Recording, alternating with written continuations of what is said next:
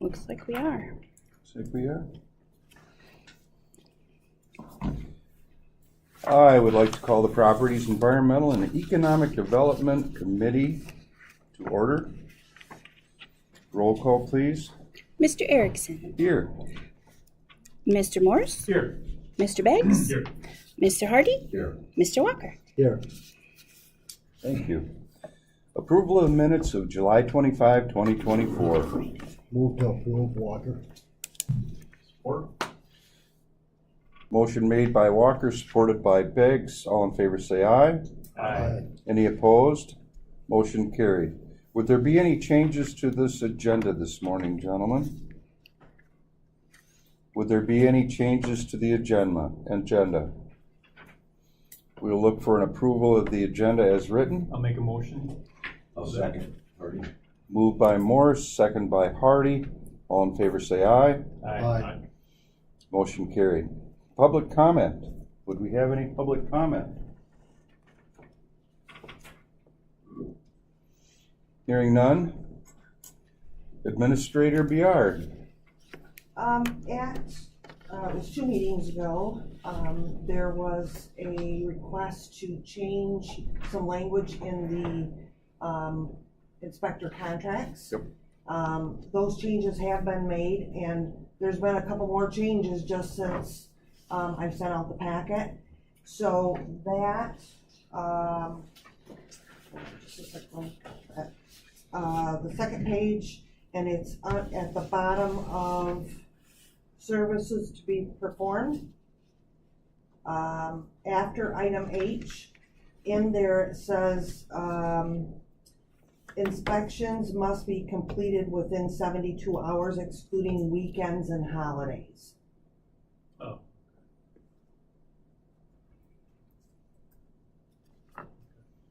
So other than that, that is the only thing that's been changed in those 2 contracts. Mr. Erickson, Yes, sir. can I comment on this? Yes, please do. When a contractor gets done building a new residence, they have to have the mechanical inspector come in and inspect do a final on it, and the electrical inspector come in and do a final on it, and then the plumbing inspector come in and do a final on it. And after all 3 of those are done, then the building inspector has to come in and do a final and do the occupancy permit. And if there's not a strict time frame within there of when those are done, they can drag out to very easily to 2 to 3 weeks. And if people are working on a construction loan, you have 1 year from the time you sign that construction loan to have a whole house built. And a lot of times it gets right down at the end where days mean a lot. And I know in Norton Shores, because they have 2 building inspectors there, and they also use contract people for the mechanical, the plumbing, and the electrical. They have a 24-hour time frame on there. When people call in for an inspection, they have to be done within 24 hours. And it was drying out, you know. But I don't think 72 hours is unreasonable. Mr. Beggs. I would just echo in some of my comments I made 2 weeks ago or whatever it was when we first talked about this, but there's maybe for the benefit of anybody listening or in the audience. So these are independent contractors, they're not employees, so we can't set, like in these contracts, it says, you know, they will be in the office up to 4 hours per week, but no less than 2 hours per week. Legally, we can't tell them when that time is. We can't schedule their time. We can only give them expectations of how much, you know, in this case, the office time, and also a performance guarantee. We can't tell them you will work 8 to 5. They're independent contractors, so we can't set their work hours. All we can do is set the expectation of performance. And so that's what we're doing. And the reason I wanted to see some of these changes, and Mr. Walker was interested too, is we have we've elected as a county to adopt these building codes for the safety and longevity of our housing, but it's also government imposing regulation on private industry and private individuals. So we need to do our best as a county to not hinder progress of a homeowner or a contractor. And so this is, previously it said three business days or 3 days. Some of our inspectors are only working, they're doing inspections twice a week, Tuesdays and Thursdays, or whatever their thing is. So there's been some liberties taken with that wording to say, well, that's 3 inspection days. And in my opinion, that's wrong. And that's not what the contract is saying that they're working under, but there's some liberties being taken. And I'm gonna say that we need to take a look at the current contracts with our current inspectors, because I believe that the intent of the contract was within those business days are when the county's open. And so that excludes weekends, that excludes recognized holidays, but it's not inspection days, it's business days, as a normal person would understand that. So that's why some of this wording for these new contracts need to be tightened up, to just be crystal clear what the expectation is. And then we just do our best as a county, as a, to just stay out of the way of private progress. And so that's why I wanted to see some of this wording tightened up. I know Mr. Beggs did a lot of work on this, and I appreciate everything that Mr. Beggs did on this. But if we run into a weather problem, if we run into something else, I'm sure that if the inspector's office did what Life EMS used to do for us on their 15-minute arrival time, send us, just a statement, monthly or so that, we had this many that we couldn't meet the 72 hours because we had a snowstorm that was so bad you couldn't drive. And I'm sure that, for real extenuating circumstances that we will work. We're not gonna dissolve a contract because there was, it happened, There's grace for reasonable situations. I don't have a problem with that. We'd probably be dealing on a complaint basis at that point in time. There'd be no problem with it until there were a complaint, and then we'd have to deal with those on a case-by-case basis. Somebody could be sick, somebody could have weather. Yeah, there was an example of the windstorm that we got a while back where there were a lot of electrical services that were damaged, and those all required inspections. Okay, that's an act of God that we can't, if we're in hurricane zone, when a hurricane went through, obviously there's a whole bunch of work happening all at once. We're not in a hurricane zone, but we still get exciting times every now and then. And so there's reasonable, those are out of the ordinary expectation, situations. This is just business as usual. This is a performance expectation. But we also have that relief button of the temporary inspector coming in and filling the gap to work out a backlog too. That's money out of the pocket of the inspector, but that's also the nature of being an independent contractor. Here's the expectation. If you're running behind, you're sick, you have other things where you can't fulfill your obligations, those obligations will be fulfilled by the temporary inspector. So it's a motivation. That's the beauty of an independent contractor. There's some motivation there to maybe ramp up your schedule a little bit if the workload increases for a short time, and rather than giving that money to the temporary inspector. So. Mr. Erickson. Yes, sir. So yeah, just to piggyback, 100% agree with everything you're saying. To piggyback on that, we want to be a development-friendly community, and I think this is that's moving that direction. We want to grow our tax base, and we want reputation that we're friendly to development and promote development. I think this helps with that. Well done. And it's a change. We're going to a new electrical inspector, and Kevin's good. Kevin's been doing this. It's not like he hasn't, but we've got so many good electrical contractors also that Kevin will be working with firsthand and knows all of them. So I expect a smooth transition in a well-run electrical inspection office. And can I just make one more comment? Mm-hmm. So I guess I would just say publicly, I polled, I know a handful of contractors, I talked to all of them. This isn't in response to a systematic issue that we're seeing with our building inspectors, so many of them were like, Oceana County Inspector's Office is great to deal with, they're timely, they're easy to work with. I heard a few complaints, but I know those people well, they complain about everything. So, a number of them said, oh, you want problems, go to Kent County. That's a nightmare to deal with. Oceana County's a breeze, so, just wanna say publicly, like, we may have a few isolated situations where we're not getting inspection done timely, but this is not in response to a systematic issue that we have in our building inspector's office, so. All the inspectors, many, I won't say all, many of the inspectors I spoke with were very pleased with our inspection office. So. Thank you. Yes, sir. I'm just wondering in the wording on that, if there should be something in here, maybe a little break to that about force majeure, that would basically, if you have a weather event or some other uncontrollable thing, if that should just be a couple of words that are stuck in there. I think we can work with that, just, because of the discussion we had today. Okay. We did not have any wording in the Life EMS contract. Yeah. But they had to, we saw all of them.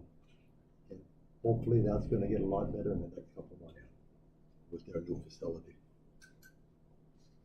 Very good. It's not an issue at all of the quality of the inspector's office or the quality of the work being done. Right, absolutely. It's just, some. Mhm. Thank you. Was there anything else, anything with changes in the contract, Tracy? No, that was it. And this, the wording that you have been provided was from a previous contract that was run through our county council. So all of the wording remained the same with the exception of that section. Mhm. Thank you. Did you want me to go on to the next one? Yes, please. Yep. That, we're talking about the same wording for the mechanical inspector's contract. However, I do want to point out that, a fill-in for the mechanical inspector may be a little bit more difficult because we have had such a hard time even finding a mechanical inspector to this point. So, but he has stepped up and. Yeah, and as we were talking about this, I thought of our mechanical inspector coming from out of the county Mhm. to come in, and yes, there will be more weather incidences and things of that nature just based on where he has to come from. Out of county. I would comment on that. I would agree that may be more challenging. I would also say the performance guarantee still applies regardless of, like, yes, we've had a hard time finding it, but he's also signed up for the job. Yes. So, That's his contract to Yep. sign. yeah, I mean, so if the weather's bright and sunny or the 4-wheel drive's working, like, that distance isn't an excuse. I don't allow employees that work for me to, I come from farther away. Well, leave earlier. That's just, and independent contractors are a little different, but they're still, the performance expectation is still there, so. Very good, thank you. I don't think he's here. Brian I is don't- not here, so I'll cover these next two. Oh, thank you, Brian. Yeah. So, Brian had come to me about a unit in the jail. It seems like half of it is working, the other half is not. And the other half is kind of on the verge of failure. So he is asking for a replacement unit for this particular one, and, this one is a 1999 unit that is, being replaced. Very good. Any questions? And he has 2 bids on it. I'm sorry, Yes, sir. you received just the 2 bids on that? Yes. Was there any difference in the bids? I mean, as far as I'm just looking at it real quick here, I didn't see anything. They looked to be about the same, Comparable, yes. 180,000 BTU, that's 7.5 ton heat and cooling. The low bid on this, the person who submitted the low bid was who did all of the service on them through his previous employer. You know, they had that contract for probably close to 10 years now, haven't they? And so he understands the whole system. You know, And that was Anderson. yes. Okay. They're both very capable people. They can both do a very good job. Very good.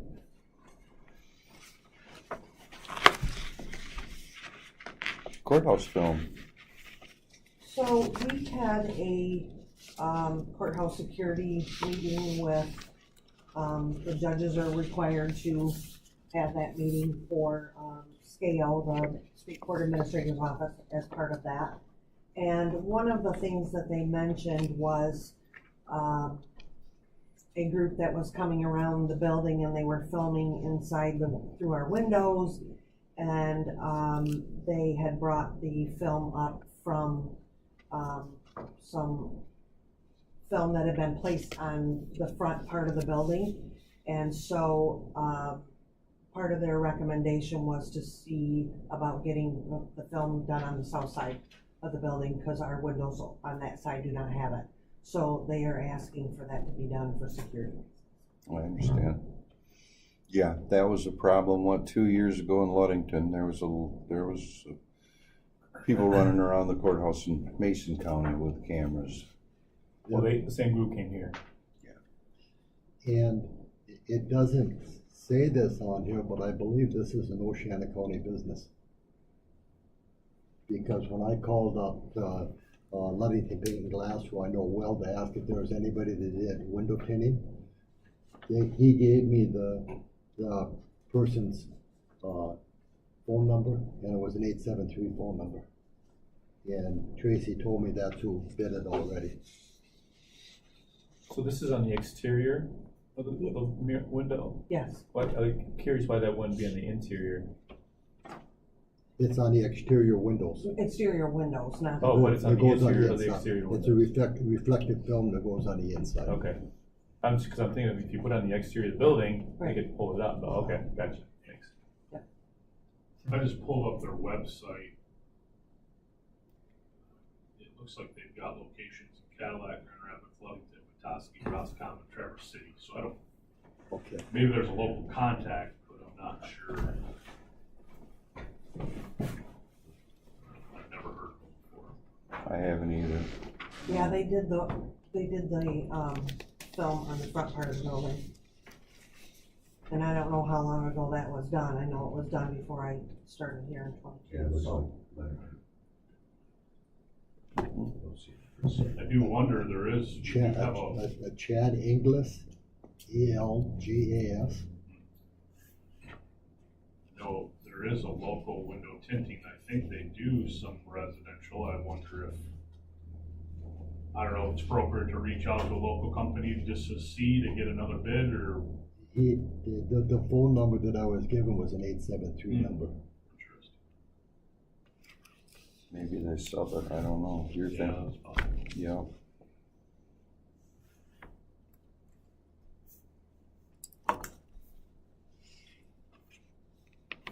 Should it be bid? Remember when we did that before, I don't think this is an unreasonable price to install that.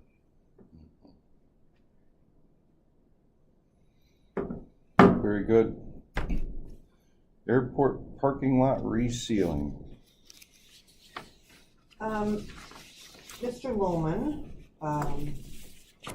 Director of the airport had reached out and asked if it would be possible to have the seal coating put on the parking lot for the county airport, and provided a bid. There's one bid in the packet for $5,500. Not sure if the board wants to try and get other bids for that. We can do that if that's what the board chooses to do. That's what he had provided. Does anybody know if Casagat still does the seal coating? They're just north of the airport. before you- Ocasas? No, they don't No, do they that. got They don't out. do it anymore? Yep.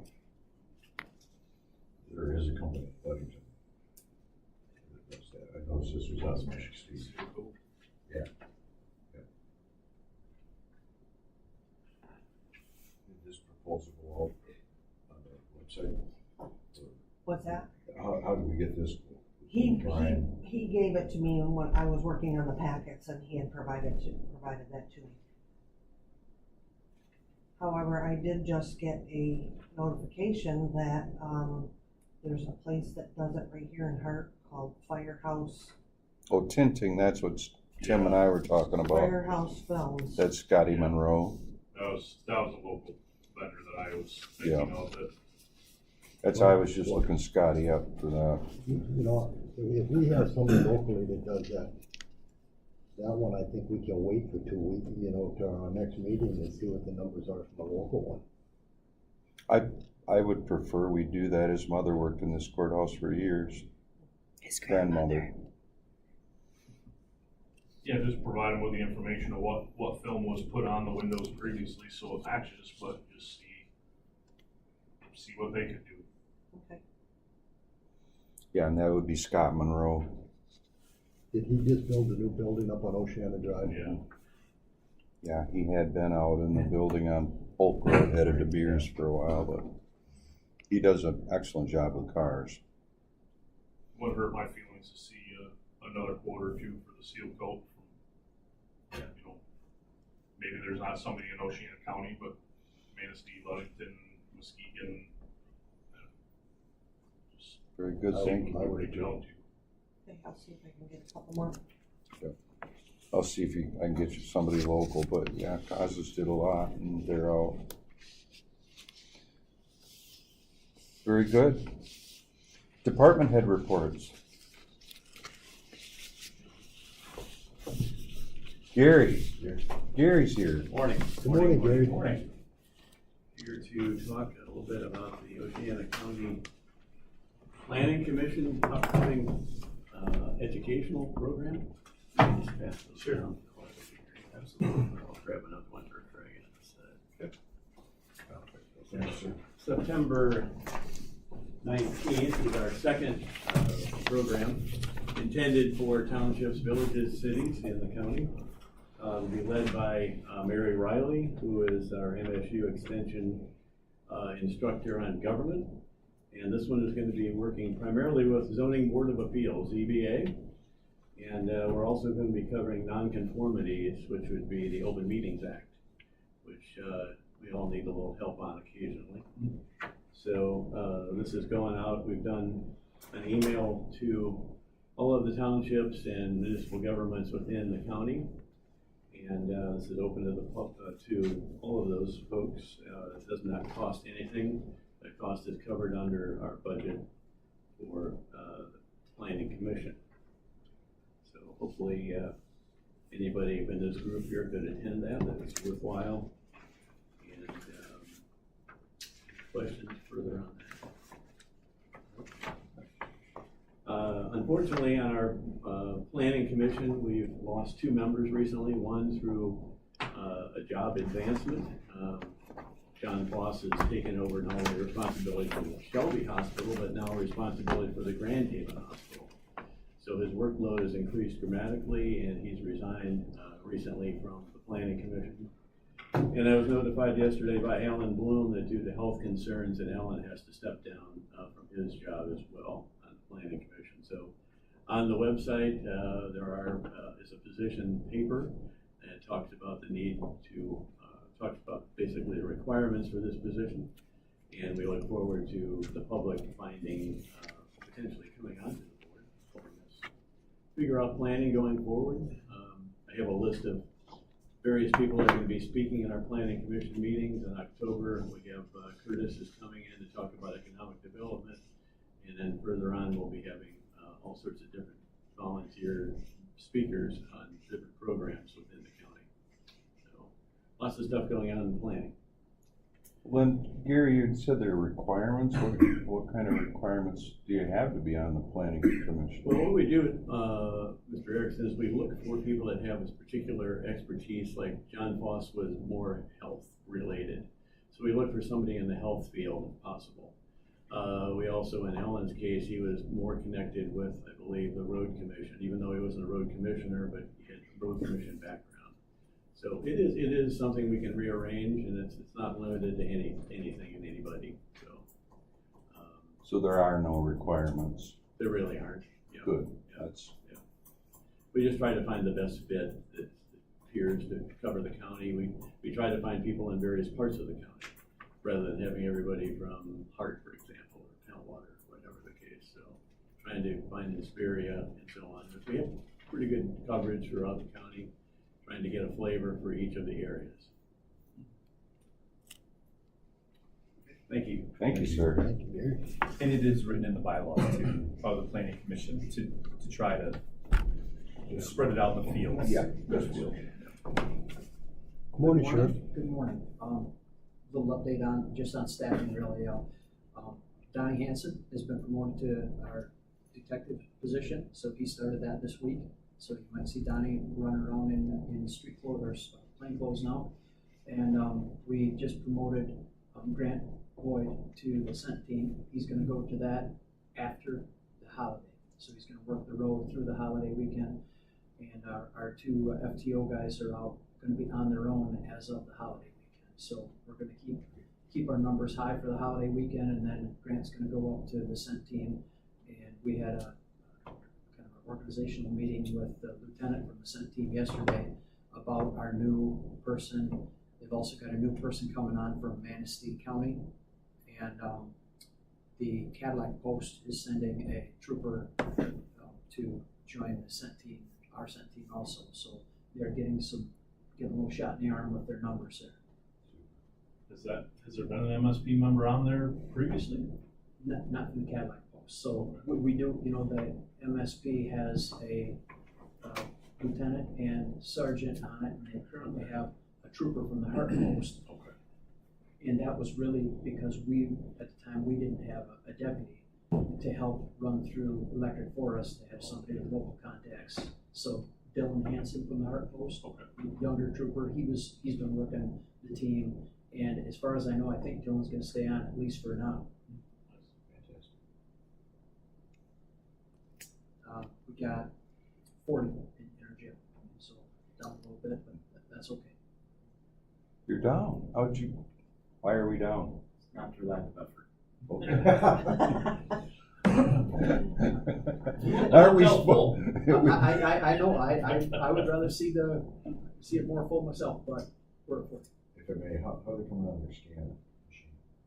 So we had Ruggles come in. We need to do a little light modification to that room that it's going to go in, and Ruggles came in with a quote for that, and I'm sure that's going to be coming to you guys for an update on that. I think it was around $6,000, but don't hold me to that. So we're working on it. It's coming down. Are all the deputies, do they all have cameras now? Body cameras? Yeah. No. Okay, because I saw one on, it was on science, So for SOR? that's a Shelby body camera. Oh, I see. Actually. Okay, So the chief and Tim have them in Shelby. okay. And in the school with the liability associated with dealing with kids every day, all day long. Right. It's a really good spot for them. Okay. But we don't have body cameras right now. Yeah, so I didn't think so. So you're gonna hear more of this though. The undersheriff's working with, a lot of our technology is getting old, but you're very likely to hear about proposals from Axon or other companies. Axon is the parent company to Taser, and Axon is really the leader in the field as far as, one of the leaders in the field as far as body cameras. But just like everything else, it's got awful expensive.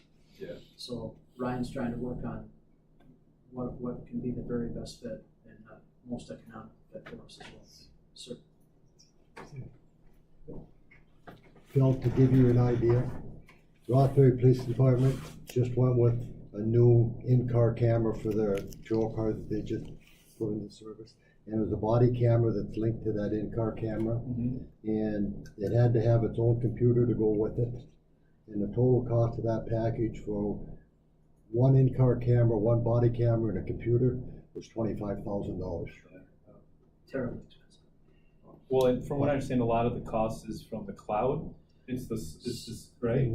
If you go cloud-based. Yes. Yeah. So most of the newer packages are cloud-based. The server space would just be ridiculous. That we fill up servers in no time if we Right. tried holding it here. So it is mostly cloud-based now that all the big units are going. Yeah. Are our car cameras upgradable? I mean, you know, we bought a lot of cars. We just upfitted all these cars. Right, so all of our cars right now are currently downloaded to a thumb drive and then brought in and downloaded to the servers here. So the system that we've got right now, we're not downloading it to the cloud. We don't have body cameras right now. Now the system that we have, they do offer a body camera option. And we're looking at that as well. Yep, an add-on. Yeah, it's expensive stuff. Any grants available Ryan's searching. So, He's probably working on that the other day. for that? and we're spending a little bit of time at the fair as well, and it's going very well. Thank Yep, you. the sheriff's got his driving car in there. He's got young lads and lasses coming in, all wanting to drive the car. And no, it's great to have the presence in that building that we do with you. Thank you.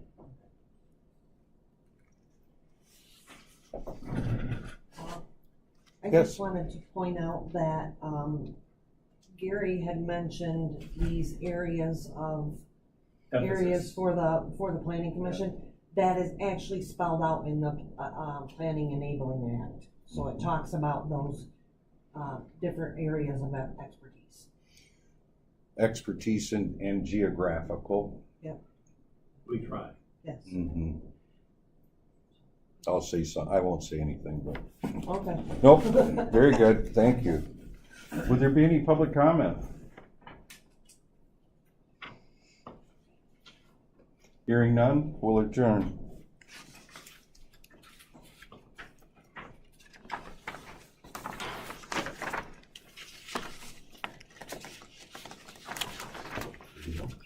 Okay, let's call to the order of the Finance Administration Committee. May we have a roll call, please? Mr. Hardy. Here. Mr. Beggs. Here. Mr. Morse. Here. Mr. Erickson. Here. I'm right here, Bill. Mr. Walker. You're right here. Mr. Walker. I'd ask for a motion for approval of the meeting minutes from August 8th, 2024. Make a motion to approve. Motion by Beggs, Support. support by Erickson. All in favor, aye. Aye. Opposed, same. Motion carried. Are there any changes to the agenda? I would like to add, I'm gonna read my letter of resignation, and then maybe discuss if you guys want to, how to move forward in filling my position. I'll add that after the administrator's report.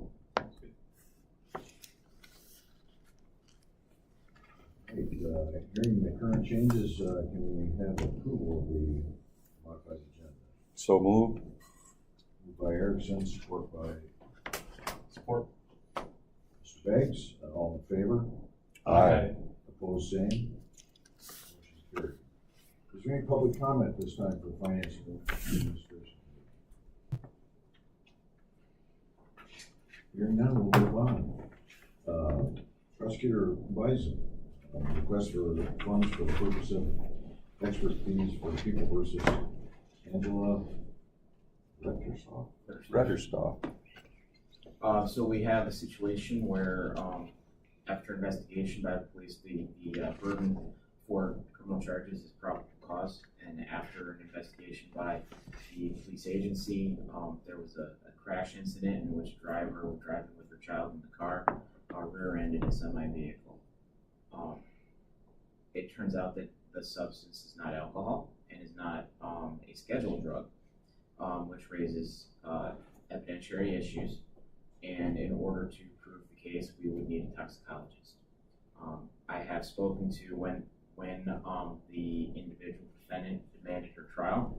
I reached out to the prosecutors forum to see if anybody had any names for a toxicologist to use. There is currently in our area one person who does this. I've worked with her before. She's excellent. She's great in court. She's an expert around the country. She used to work for the Michigan State Police Lab as a toxicologist before changes were made there, and they no longer have that position. But we believe, as a matter of public safety and public policy, these are important cases, and the only way we can pursue this case is with the help of a toxicologist. We hope that we can keep the cost as low as possible. However, I had my staff calculate the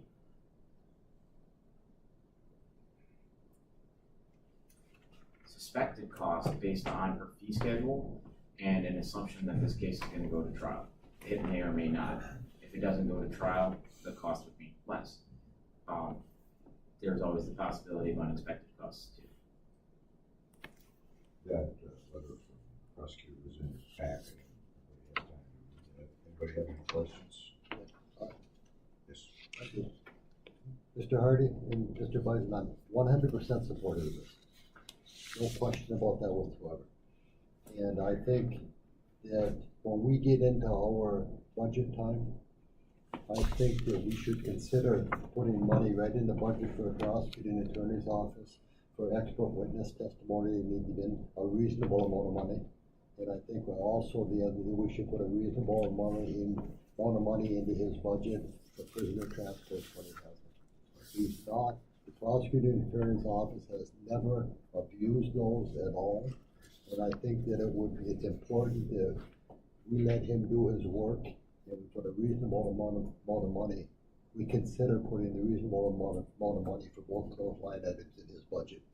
I appreciate that support, and I would let you know that as a matter of policy, we only consider extradition on homicide and criminal sexual conduct first-degree cases, just because it's expensive and we have to be reasonable. So I appreciate the comments. Again, your office has been reasonable about something like this for $3,000. You shouldn't have to take the time to come up and ask for it, for approval of an expert. I don't mind either, because I don't think this is anything we should rush into lightly. We do try to resolve these cases. My assistant did try to resolve this case without having the need for this, but if it was in the budget, it would alleviate this conversation. Make it run a little bit smoother for you. Yeah. Not like you don't have enough game. Then when they have body cameras, that makes it better, right? So I guess if we need to formally put that in our budget, please let us know. That's my personal. I would certainly have you make a recommendation of what that amount might look at it, but absolutely. Are there any other questions? Up to me. I'm in support of it as well, so. Thank you very much. Thank you, sir. Administrator Guard, review of selected claims for payment and if you want the administrative report. The claims are included in your packet. Is there any questions on those?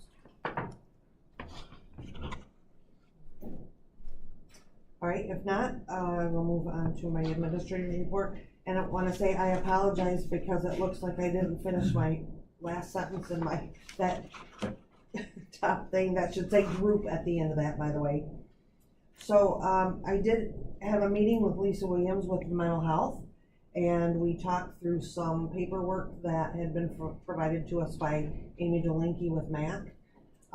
We went through the list of people to look at for a steering committee, and between the two of us, we split that up and sent out an email asking those individuals to sit on a steering committee, and we've heard back from 2. Would you be kind enough to share that list with Sheriff Mast and myself? Yes. You know, because we sat in on those Yep. meetings and stuff, and Sheriff Mast had some very good ideas on people that he wanted. Yeah, and that if he there's saw more. on that. So would you, before we actually make the appointment? Yep. Would you be kind enough to send it to the Sure. two of us? I will get with you on that. Budgets were due on the 19th of this month, and I do believe that we have all of them. So it was great, yes. So Jessica and I are working through those. She's putting in the salary amounts and those things, so working on that. And Brian has provided us a final date, which is September 6th. I did talk to him yesterday and ask him to stay on a couple more weeks if it's possible.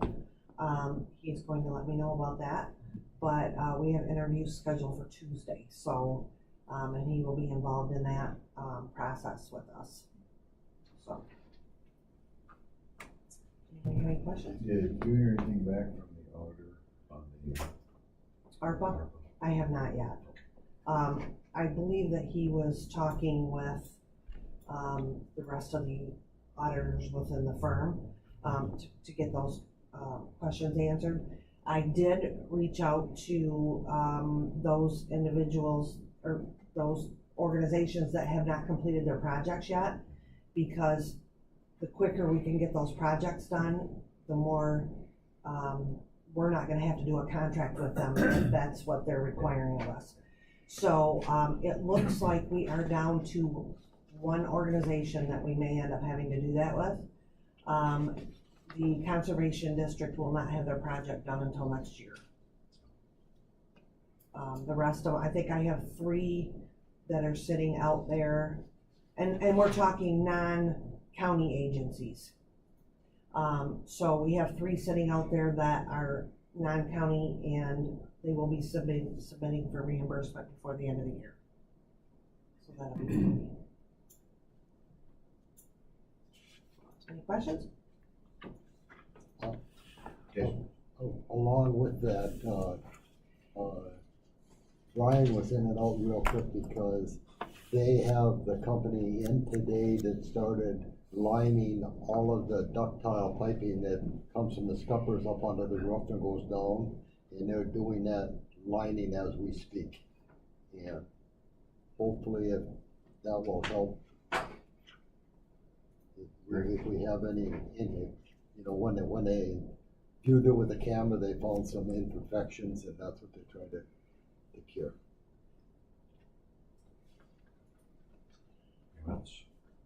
All right, and at the same time, when we're talking about moving on, Brian has 2 bids for the remodeling of the Health Department building. There is a world of difference between the 2 bids. He's waiting for a 3rd bid.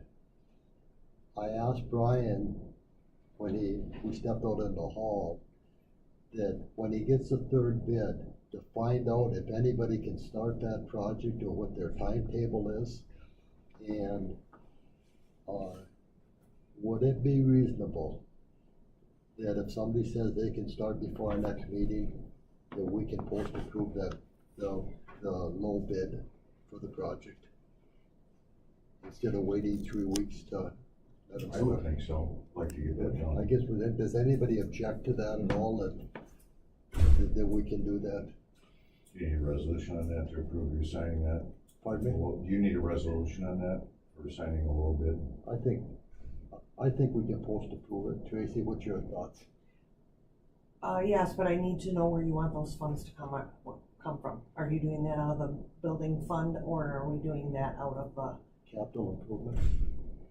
or the ARPA. I'd rather not do that on ARPA right now. Right. Capital improvement and building, let's look and see. Right, yeah. Why don't we, let the chairman of the finance and the administrator decide where the best place to pull those funds from would be? Look at it and see what what type of fund. Yeah, when you get the final bid in, that'll, Yeah, we can look at it and see. So, I'm in favor of that. I would rather do that and get the move done before winter time. You know, than, if they can get in and work on it. If they say they can't start it, we'll just hold it till the next meeting. Ms. Morris? All right, I understand, I realize that I'm leaving you guys in somewhat of a lurch by resigning at the end of the month, but, because it's budget workshop month next month, We and, want to thank you for that. yeah, I know, I feel some guilt about that. Also just, especially now there's just 4 of us, or 5 of us, and there'll be 4 of you then. But anyway, here's my letter. I'm submitting my resignation effective August 31 from the 2nd Commissioner District. As you know, I have accepted the position of Village Administrator of Shelby, which is the reason for my departure. Representing Shelby and Ferry Township for over 3 years has been a fulfilling experience. It has been an honor to serve and represent the interests of the people of Oceana County. The most memorable moments for me were not when we agreed on every issue, but rather when we did not. It was during those times that I valued our collective approach to discourse. The relationships I've built with you, committee members, and the public are something I will hold dear. There are 4 individuals I wish to particularly thank for their dedication to this county, and in particular, their support of me as a board member. Gary McKee is one of who serves selflessly, evident in his contributions to the Planning Commission and the Parks and Recreation Commission. The notable improvements in our parks are a testament to his efforts, and I am grateful for his personal investment in me. Bob Walker, as chairman of the then inexperienced board, provided leadership in 2021 and thereafter. His extensive experience and knowledge have been an asset to our board and to me personally. He offered me invaluable coaching and guidance on numerous occasions. I also want to recognize Bob Sobey and Tracy Biard for the countless times I and our collective board relied on their expertise and insight when grappling with various issues. And their patience is praiseworthy for the number of times it took a few days to get back to them, and for the times I asked for more information. Certainly there are others in this room and beyond who have earned my admiration and respect as well. Most importantly, I give thanks to the Lord above for bestowing wisdom and discernment upon us all on all the matters that we discussed and that we decided. As I turn the page on this chapter in my life, the lessons I've learned will be instrumental for the next phase of my professional journey. Best regards, Phil Morris. I can submit that to the clerk, please. For the record. Thank you. Any comment? Yes. Do Thank we have you. to accept it? No. Thank you for your very kind words. But as you leave the table with the Board of Commissioners, I, for one, will never lose sight of the term data-driven that you brought to the board. Because, you know, we tried to do that, you know, in previous boards, that we, for the most part, did. But you put it right on point. That when we make decisions, we have to look at the data that supports those decisions. So you won't be forgotten. Thank you, appreciate it. Well, I myself are gonna miss you, and I think that you're absolutely right in saying that this has been a great board to work with, because ideas are discussed, and, you know, we typically don't do anything politically. It's really data-driven, which is very nice, and I'm just hopeful that we can find somebody to sit in that chair that has your wisdom and guidance. Thank you. Appreciate it. And I'd like to say, Phil, how lucky Shelby is, because these past 3 years have given you a very broad perspective that you'll be able to give to Shelby. And Shelby is in a growth spurt right now. So I feel that the stars have aligned. Appreciate it. Phil, I just want to thank you for your stepping into the fray here to join us on this board. And, we all, Bob re-upped, so we all stepped into the fray at an interesting time, and we worked through COVID and ARPA and all the things that we've dealt with. And so just appreciate your contributions here, and looking forward to seeing what you've got in store for Shelby. And so good luck. Thank you, appreciate it. And I'll still see you guys around. Oh, yeah. Hopefully. Mr. Hardy, Yes. I would like to read something that our administrator prepared for all of us. And dear Mr. Morris, thank you for serving as a member of the Oceana County Board of Commissioners for nearly 4 years. We are grateful for your input in development, implementation, evaluating, and marketing the ideas and decisions on behalf of the board. You have provided a valuable service, not only the faculty and elected officials, but to the residents of Oceana County as well. Your dedication to create and maintain a strong physical practice has helped to maintain the effective and efficiency of Oceana County government. Your fellow county commissioners wish you the best in your new position and will enjoy seeing the wonderful things that you will achieve. Thank you, appreciate it. With the concurrence of the board members, I'd like to sign this for Mr. Morris. Absolutely. Appreciate it. All right. So with that said, we need to look at how the board would like to move forward with, within that 30 days.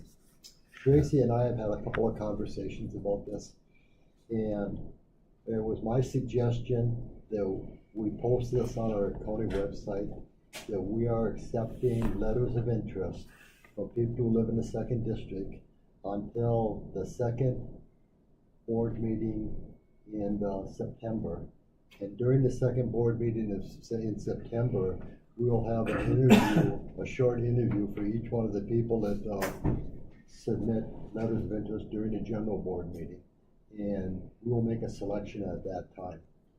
We do not have to put it in a paper of general circulation. I think if people are interested in the position, they will be watching our website. And unless anybody has any, yes, Ken? I would, you're gonna be seeing from me sometime in the near future, a resolution to encourage our board and other boards to go above and beyond for public notification. I would like to see us publish that in both papers that go in the journal. It will be. And I do not have an objection to that at all. It will be. And if I might say, I'll clear the air right now. This public notice thing, we will be publishing public notices. There's nothing in the act that says we can't. It's just been a bully fight that I've been in.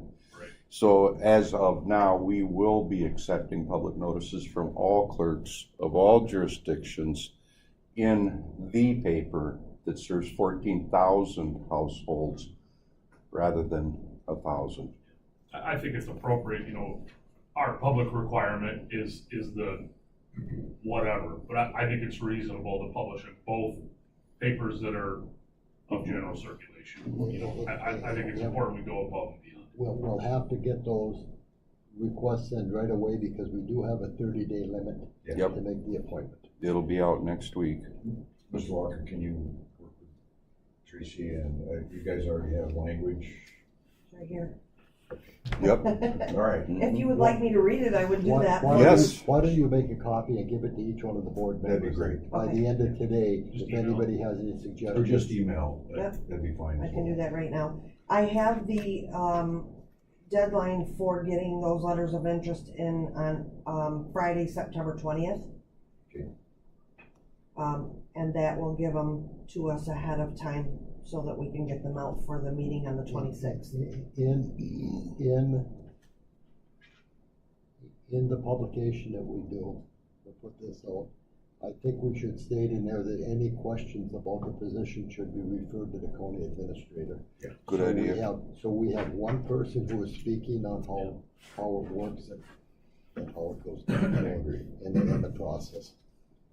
And the interesting thing that I've found out about public notices in this journey is that, you know, the initial requirement was to, you know, tack it on the door of the courthouse, tack it on the city hall, town hall, and people had to go and read it. You didn't just get it electronically, but there's a war right now, whether it be electronic or it be paper. This is a lot of what's going on in news right now. So aside from, you know, posting it on telephone poles and other places where the public would read it, should the public have to pay to read a public notice? Should you have to purchase a newspaper to read a public notice? You know, you've already discluded anyone that doesn't want to drop $2 on a paper. So what I'm finding in this journey right now is that free public notices that are not electronic may be the best way to inform citizenry of their responsibilities. So this has caught the attention of the Michigan Press Association. I've been dealing with them now for over a year on this issue, but our attorneys were forging forward with our right to publish public notices. There shall be no keeper of a public act. Can I ask a question about public notices? I know at one time, when I first started in county administration, we had a member of a newspaper that was on the board in Clare, and he had said that any public notices that were sent into the paper had to specifically say public notice, and they wouldn't charge us for those because that was public outreach. And I understand that that's where some of the newspapers get their funds, but just curious when that changed. It's still an income stream. Yeah, I can't tell you exactly when it changed, but that is what the fight is over. But the newspapers can determine their own price per column inch. You know, I mean, there's different variables here, but that has been at the crux of both public notices and also, you know, notices of foreclosure and things of that nature that have a different scale of gravity, you know, because if someone may be losing a house, these notices need to go out. And those are being all controlled by the electronic media out of Detroit. So if you really want to comply with those notices, then you must be a member of the Detroit news outlet, and then they're electronic, but you still need a computer to go to find them. So it's not an easy challenge. Our maintenance position that we have open, the administration has posted that on the Oceana and Mesa County Press. There's a lot of viewers to that. So. Yes.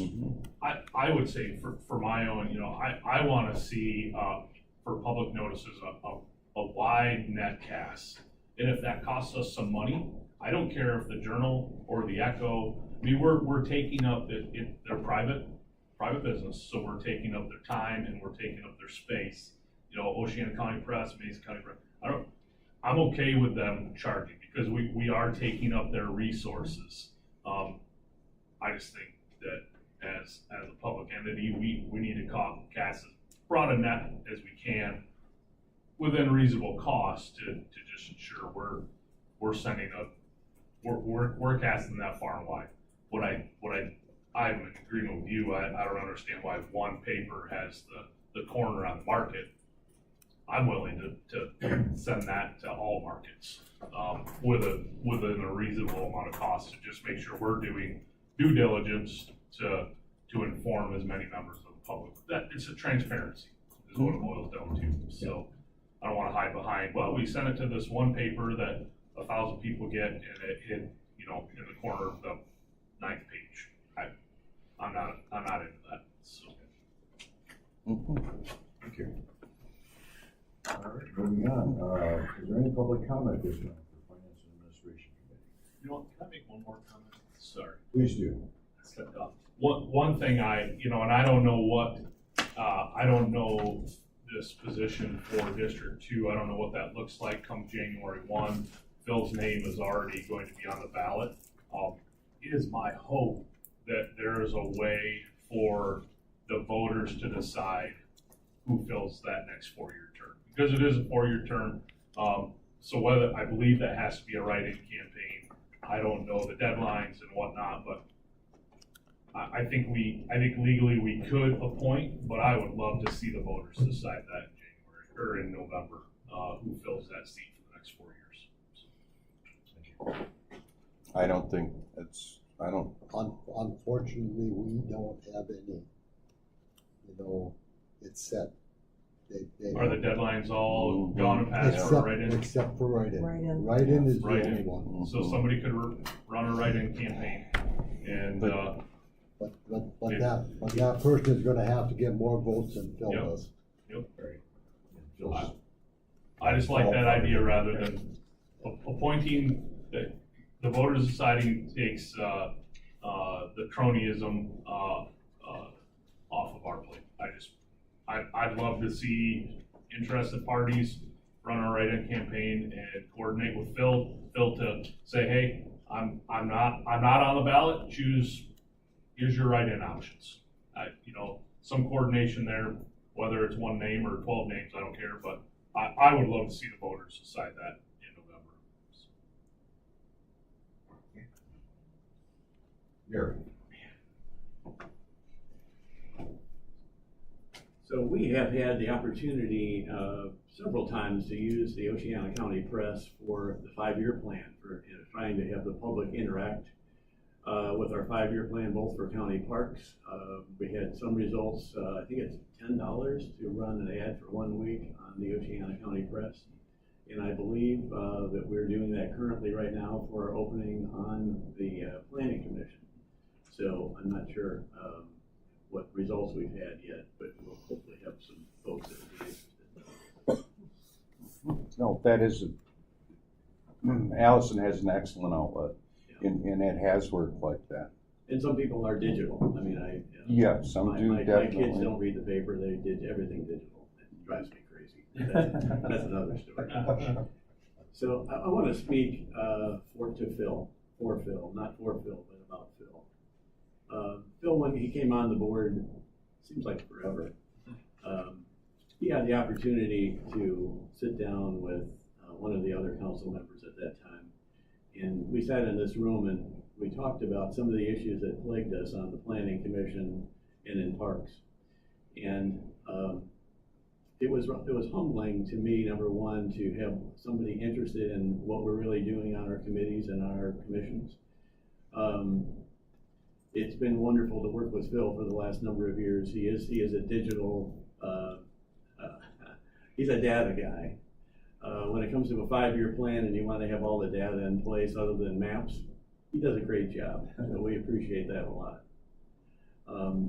He's a wonderful guy to deal with. He's very calm and reassuring, and we're going to miss him a lot on the Planning Commission, but generally just around the neighborhood.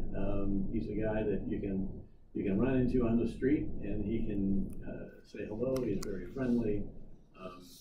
I think he'd be a better salesman than being an administrator. I got a couple of people I could put you in touch with, but we appreciate all those things that you've done for us on the commissions and all the things that you do for the county. So I appreciate that a lot. Thanks. Well, and Gary, can I ask you then right now, you've had a resignation out of Shelby, which actually is Claybanks now, and there's nothing that would preclude Phil from being a member of the County Planning Commission, would there? He's assigned actually as a board member. Exactly, but there I'm is an talking about there is an filling opening. the opening. Yeah, I don't think there's any thing about that. Therefore, I'll nominate Phil to stay on that board. Yeah, we'd be humbled to have him continue. That would be great. So we have 2 openings. One now. Well, submit your resume and we'll consider it. All right. Sounds good. Thanks. No, it's the context that Shelby needs also. Sure. No, I'm serious. This is not, Yeah, I'm totally maybe it's a in job favor of requirement. that, yeah. It's a good point. Yeah. It's a good point. If that's, Yeah, yeah. I can see more copy. We should make a And committee. the final number 19. Oh my gosh, That well, might load another brick I would on not your get it. wagon, so. Well, we only meet, for about an hour Right. every month, so it's not a terrible amount of time. And, yeah, it'd be a good idea. it would benefit Shelby immensely. Yeah. So what we could do is we could actually have him come on the planning commission, he could take my job on the parks commission. Yeah. No, Yeah. That would be good. No, No. you can't leave, so. Gary. All right, is there any other public comment?